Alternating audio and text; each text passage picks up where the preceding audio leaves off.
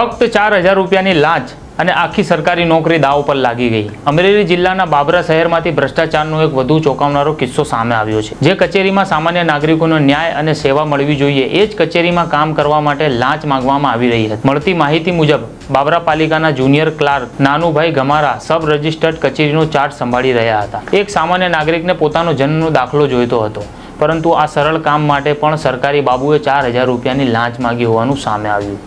ફરિયાદીએ લાંચ આપવાના બદલે સીધો એસીબીનો સંપર્ક કર્યો। ત્યારબાદ એસીબીએ સમગ્ર મામલાને ટ્રેપ ગોઠવી અને જેમ જ લાંચની રકમ સ્વીકારવામાં આવી તેમજ જુનિયર ક્લાર્ક નાનુભાઈને રંગે હાથ ઝડપી લેવામાં આવ્યા। એસીબીની ટીમે સમગ્ર કાર્યવાહી સફળતાપૂર્વક પાર પાડી અને સરકારી કચેરીમાં ભ્રષ્ટાચારનો વધુ એક ચહેરો ખુલ્લો પાડ્યો। ચોંકાવનારી વાત એ છે કે એક સામાન્ય દાખલો કઢાવવા માટે પણ જો નાગરિકને લાંચ આપવી પડે તો પછી સામાન્ય માણસ ક્યાં જાય? હાલ એસીબી દ્વારા વધુ તપાસ હાથ ધરવામાં આવી રહી છે। આરોપી સામે કડક કાર્યવાહીની શરૂઆત કરી દેવામાં આવી છે। આ ઘટનાએ ફરી એકવાર સવાલ ઊભો કર્યો છે, શું સરકારી કચેરીઓમાં ભ્રષ્ટાચાર હજુ પણ એટલો મજબૂત જ છે કે પછી એસીબીની આવી કાર્યવાહી ભ્રષ્ટાચાર અધિકારીઓ માટે ચેતવણી સાબિત થશે? આવા તાજા અને સચોટ સમાચાર માટે 9 જૂન સાથે જોડાયેલા રહો। વિડીયોને લાઇક, શેર, સબસ્ક્રાઇબ કરવાનું ભૂલતા નહીં। નમસ્કાર।